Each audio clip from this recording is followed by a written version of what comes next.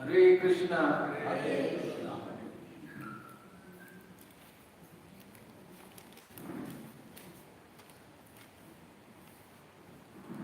Om Namo Bhagavate Vasudevaya. Om Namo Bhagavate Vasudevaya. Om Namo Bhagavate Vasudevaya. Om Namo Bhagavate Vasudevaya. Om Namo Bhagavate Vasudevaya. Om Namo Bhagavate Vasudevaya. Okay, today we'll be doing chapter 8. Chapter 8, Attaining the Supreme. Slok 8.2. 8.2. Adi Yagna Adi Katham Padam Gotra Gotra Dehi Asmin Madhusudana Prayan Kale Cha Katham Neo Esi Niyat Atma Bhi Adi Yagna Katham Kotro Dehi Asmin Madhusudana Prayana Kale Cha Katham Deno Asmin Niyat Atma Bhi Adi Yagna Katham Kotro Dehi Asmin Madhusudana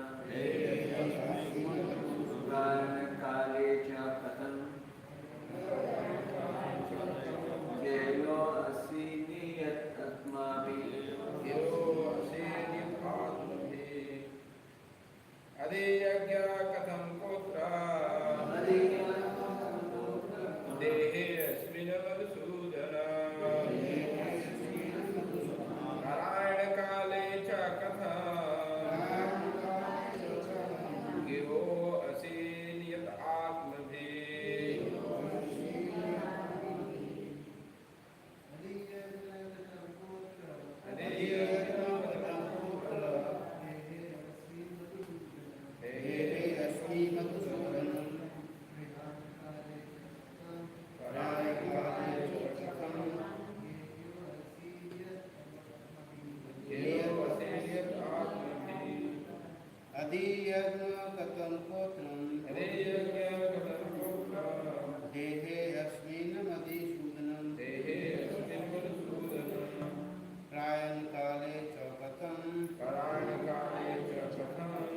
Deno Asmin Niyat Atma Bhi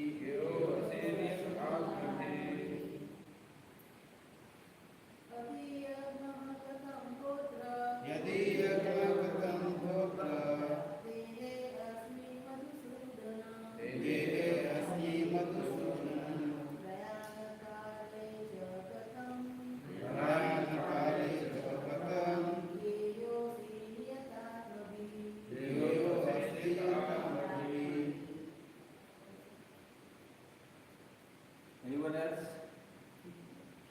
Huh?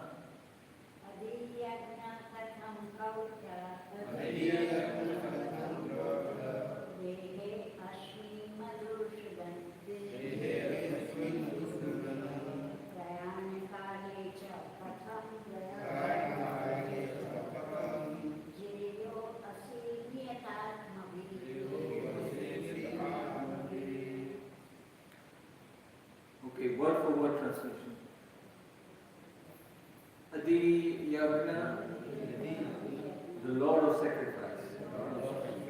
Katham, how. Ka, who. Atra, here. Dehi, in the body. Asmin, this. Madhusudana, O Madhusudana. Prayane Kale, at the time of death. Cha,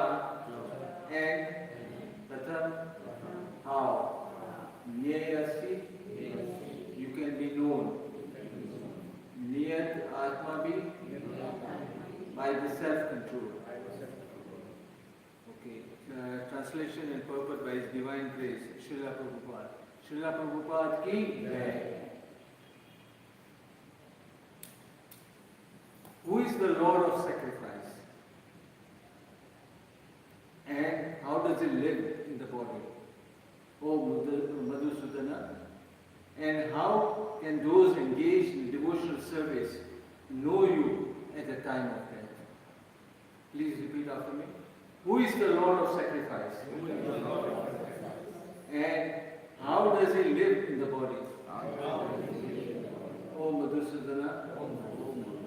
And how can those engaged in devotional service know you at the time of death? Purport.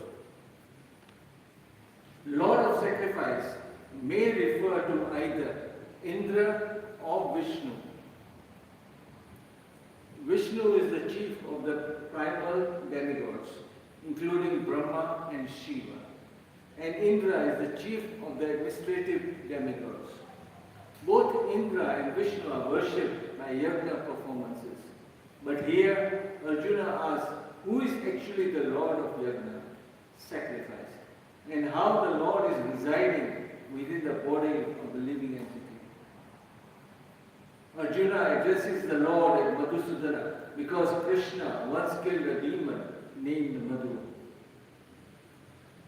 Actually, these questions, which are of nature of doubts, should not have arisen in the mind of Arjuna. Because Arjuna is a Krishna-conscious devotee. Therefore, these doubts are like demons. Since Krishna is so expert in killing demons, Arjuna here addresses him as Madhusudana so that Krishna might kill the demonic doubts that arise in Arjuna's mind. Now the word Prayanakale in this word is very significant because whatever we do in life will be tested at the time of death. Arjuna is very anxious to know of those who are constantly engaged in Krishna consciousness. What should be their position at that final moment? At the time of death, all the bodily functions are disrupted and the mind is not in the proper condition. Thus, disturbed by the bodily situation, one may not be able to remember the Supreme Lord. Maharaj Kulashekar, a great devotee, prays, "My dear Lord, just now I am quite healthy, and it is better that I die immediately, so that the swan of my mind can seek entrance at the stand of your lotus feet." The metaphor is used because a swan, a bird of the water, takes pleasure in digging into the lotus flowers. His sporting proclivity is to enter the lotus flower. Maharaj Kulashekara says to the Lord, "Now my mind is undisturbed and I am quite healthy. If I die immediately thinking of your lotus feet, then I am sure that my performance of your devotional service will become perfect. But if I have to wait for my natural death, then I do not know what will happen. Because of that time, the bodily functions will be disrupted. My throat will be choked up, and I do not know whether I will be able to chant your name. Better let me die immediately." Arjuna questions how a person can fix his mind on Krishna's lotus feet at such a time.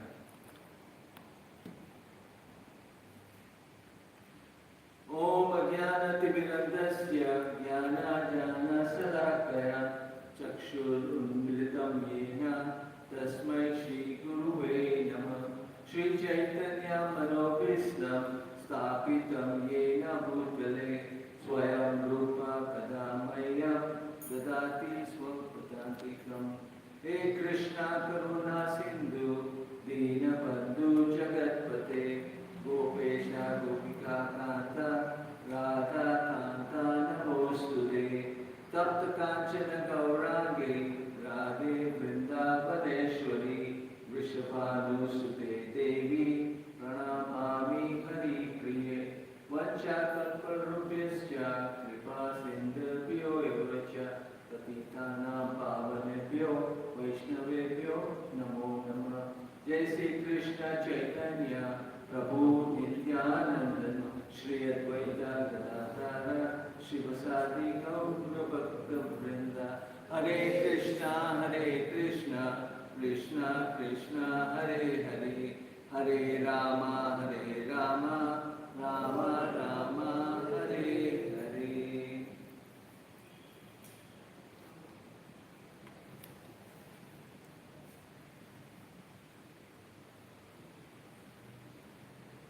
Okay, just one line summary of this number chapter 6. Chapter 6 we had concluded that bhakti is the best thing. We should be doing bhakti of the Supreme. So in chapter 7 it was informed by giving the knowledge of Bhagwan, knowledge of the Absolute, we will know or we will appreciate the Bhagwan more. So in this chapter, chapter 8 is how to actually attain to Him. How do you attain Bhagwan? So this is the whole thing. And it is a connection with all these chapters. So in the last two slokas of chapter 7, Bhagwan had used a few words which now Arjuna is seeking clarification. He won't know. And at that time, he has asked 8 questions. So yesterday we had covered what the first sloka was, in which 5 of the questions were asked. And in this sloka, 3 more questions have been asked. So just to recap about those 8 questions which were there.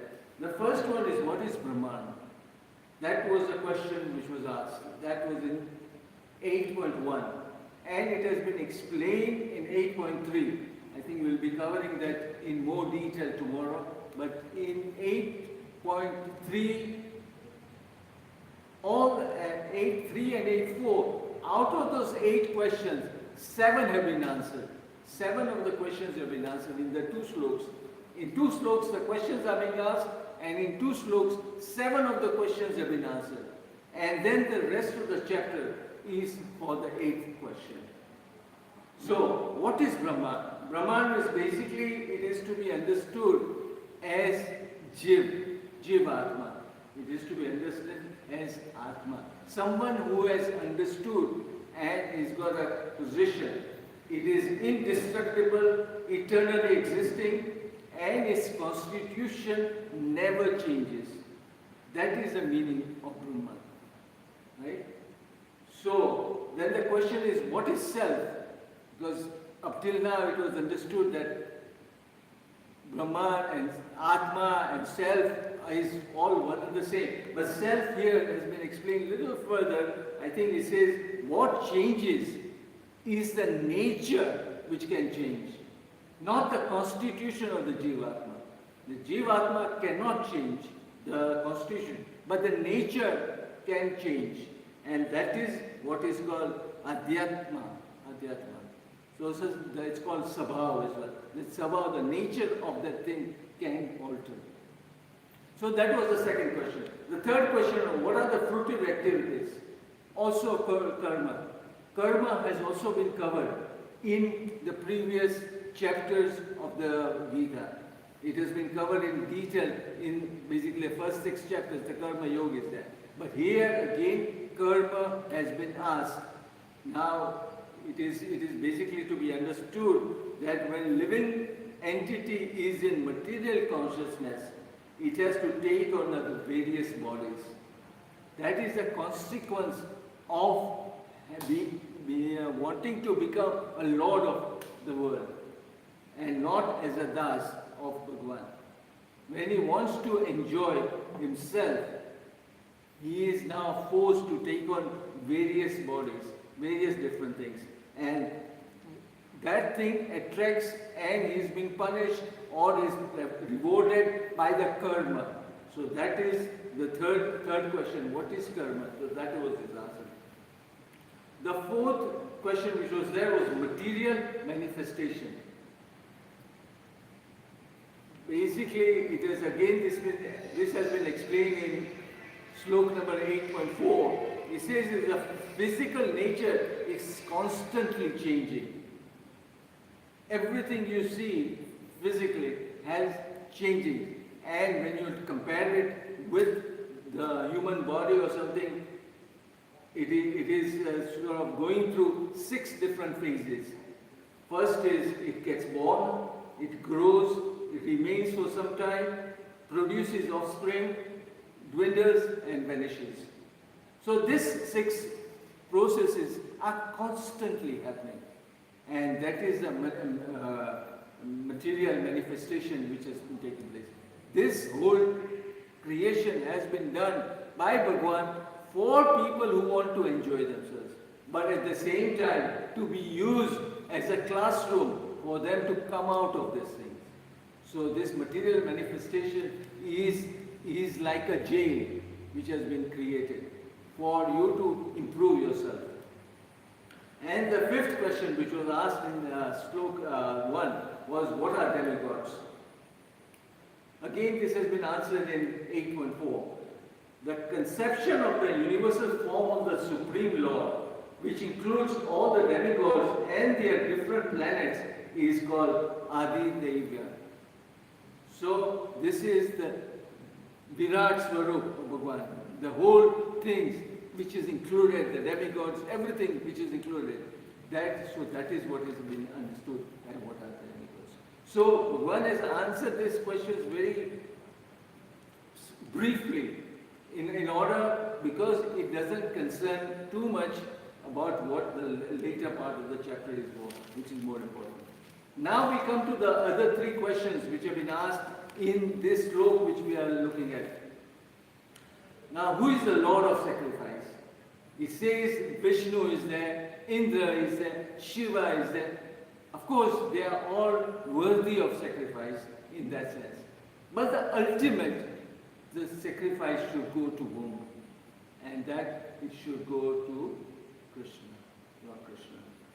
So, it says,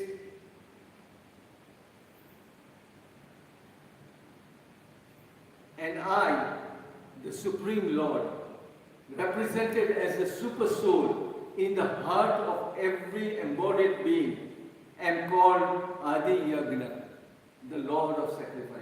Bhagwan is himself declaring that. And why is Bhagwan, okay, going back, why is Bhagwan saying this? Because he is the only person who is able to answer these questions. Because that is why he has been addressed as Purushottam, as a Supreme Personality of God. Now the second question, which is of the number 7, how does he live in the body? So it accompanies the Atma in his heart. This is the Paramatma feature, which is with the Atma. And the function is for witnessing and sanctioning all the activities of that Jiva. So he lives, where does he live? He lives in the form of Paramatma, in a minute form, which is accompanying the Atma, and in the heart of the Atma. And the Atma itself stays in the heart of the individual. Right? Now the size and things have been given in chapter 2, which shows that each Atma is equal to 1/10,000 times the size of the tip of the hair. So if you have one hair, take the tip of your hair and divide it into 10,000 times and take one small part of it. As it is, you find it difficult to get one hair and then split it. But if you split it 10,000 times, one part of it is the size of an Atma. That is just for you to make you understand how small the size of the Atma is. And in that heart of that thing is Paramatma staying there. So, how does he live in the body? That is how he lives. He is there, that is the Lord of the sacrifice who stays there. And now the most important thing is, how to know you at the point of death. The whole purpose of getting this knowledge to attain Him is that what you should be doing and at what time you should be doing. That is, the answer has been given throughout the chapter, from number 5 onwards, 5-6 slokas onwards, to right to article number 13. So all of this is on what should be done before the time of death. Because Bhagavan says, at the time of death, like he says in this Maharaj Kurukshetra, that I will not be able to maybe understand what is happening with my body. And that is why I prefer to die now when I'm in full senses. Then at least I can know I should be chanting and I should be doing this. Let me die now. That is his prayer. But we can't follow all of this like this. So what it is saying is what steps you should take to reach that point so that you can attain to the Almighty. Right? So this is what it is. The answer has been given throughout the sloka. In sloka number 8.5 it says, and whoever at the end of his life quits his body remembering me alone at once attains my nature. Of this there is no doubt. Bhagavan is giving a guarantee that if a person remembers me at the end of his life, when he remembers me, he will come to my Dham. So how do you bring that into practice? How do you achieve that thing? And that says that you must have a constant remembering of Bhagavan. And how is that possible? To have a constant remembering of Bhagavan is basically what we are doing in ISKCON. We are following the regulative principles. We are doing the chanting of the Mahamantra. We are associating with other devotees, like-minded people who will be able to guide us in our pursuit of the spiritual journey.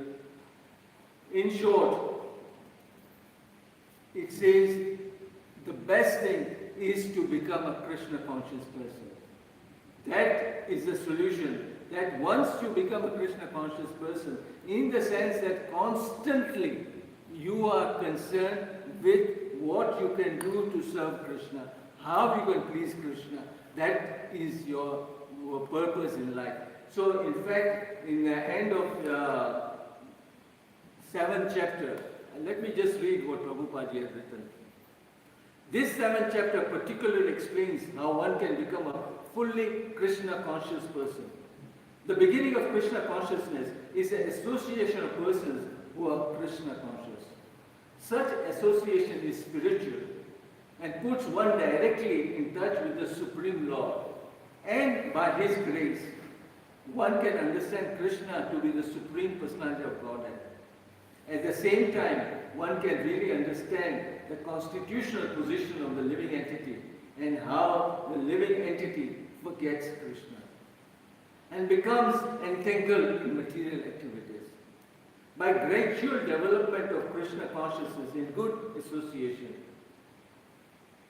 the living entity can understand that due to forgetfulness of Krishna, he has become conditioned by the laws of material nature.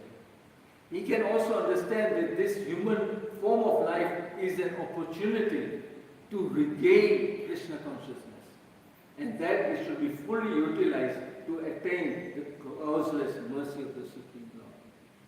So, in short, we should all be striving to become Krishna conscious, follow all the principles, regular principles, get a good association, like it says of ABCD of the ISKCON, association, books, chanting, should be followed, we should be reading more of the scriptures, should be associating more with everyone, and that will help us to constantly remember Krishna. So, if the time of death, when it comes, we have had our practice, When he says practice makes perfect, that's what actually happens. If you have never done this, at the time of death, it will be very difficult to start remembering Krishna. And if you miss the boat, you will be thrown back into this material manifestation. The cycle will keep on going. You will go through 8.4 million different species of life. Again, you might get an opportunity. Then it might be too late for you to know. So our idea is that do as much as possible. Do everything and do it almost without fail. Hare Krishna. Hare Krishna. Hare Are there any questions? Okay, then in that case, Hare Krishna. Granth Raj Bhagavad Gita ki jai. Srila Prabhupada ki jai.